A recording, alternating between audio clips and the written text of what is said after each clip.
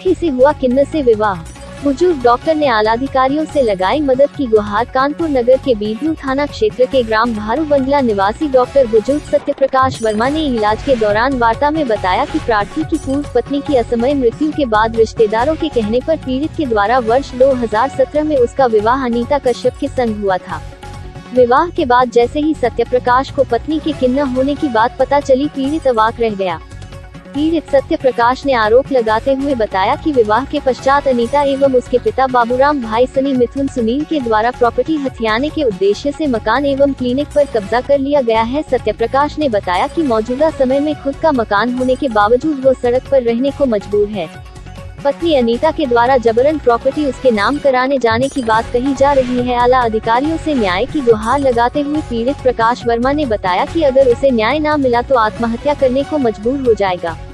वार्ता करते हुए सत्य प्रकाश ने बताया कि वह पिछले कई वर्षों से आला अधिकारियों के चक्कर लगाकर निराश हो चुका है। अब उसे न्याय की बिल्कुल भी आस नहीं है। उसका ये भी आरोप है कि अब उसकी पत्नी अनीता क्लिनिक चला रही है। अगर कोई हादसा होता है तो उसका जिम्मेदार कौन होगा? अब देखने वाली बात यह होगी कि शासन प्रशासन इस पर क्या कार्यवाही करता है, ये तो आने वाला वक्त ही बताएगा। कानपुर से संवाददाता रामवीर कुशवाहा की रिपोर्ट। क्या नाम है आपका?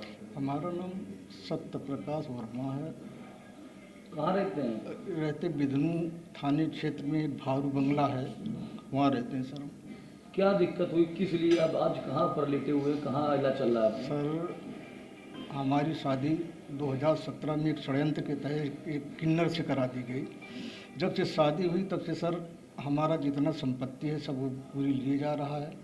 और अभी 17 तारीख को, पिछली 17 तारीख को ज़बरदस्ती स्टाम्प पेपर में साइन करवा रहा था और हमने कई जगह गुहार लगाई लेकिन कहीं सुनाई नहीं हो रही। और इस सुनने के लिए हमने एक वाद भी डाल दिया है। और अब हमारी स्थिति है कि अगर हम घर चले जाएं तो उससे जान का खतरा है। मुख्यमंत्री को भी हमने लिखा और प्रधानमंत्री जी को भी लिखा, जितने भी पुलिस अधिकारी सब जगह हमने अपनी गुहार लगाई लेकिन कहीं से कोई सुनवाई नहीं हो रही। आज कल हमें बिधनू बुलाया गया सर, तो हम दोपहर में धूप में ज़बरदस्ती गए, उसके बाद हमें चक्कर आ गया, गिर गए। अब आप देख ही रहे हैं सर हमारी क्या स्थिति है। क्या विवाह जब हुआ था तो आपने लड़की नहीं देखी थी शादी विवाह में? देखी थी सर, लेकिन अंदर की बात तो नहीं सर समझ में आई हमें, क्या है क्या नहीं है तो बाद में समझ में आया। किस तरह से किन्नर के द्वारा आपको उत्पीड़न किया जा रहा है? सर पूरी संपत्ति हमारी हड़प रही है। वो मारपीट भी करती है। उस दिन तो गला मारा दबा दिया था 17 तारीख को। चड्डी पहन के अगर न भगाते तो जान से मार दिए जाते सर। किन अधिकारियों को आपके द्वारा सूचना दी गई?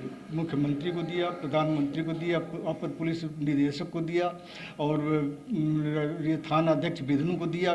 कई जगह सर हमने दिया, आवेदन किया, लेकिन कहीं से किसी तरह की हमें राहत नहीं मिल रही है। विवाह किसके द्वारा कराया गया था? विवाह एक बिचवानी थे, धनीराम यादव थे और उनका पूरा परिवार था और भी एक रिश्तेदार थे। उन लोगों ने हमें ये विवाह करवा दिया। आपके द्वारा किन्नर समाज के लीडर से बात हुई इस मामले में? अभी तक तो नहीं हुई सर। हमें इस मामले क्या मांग करते हैं शासन? हम यही करते हैं कि हमें उस किन्नर से बचाया जाए। हमारी जो संपत्ति हड़प लिया, हमारा दवाखाना ज़बरदस्ती अंगूठा छाप के सर वो चला रही है।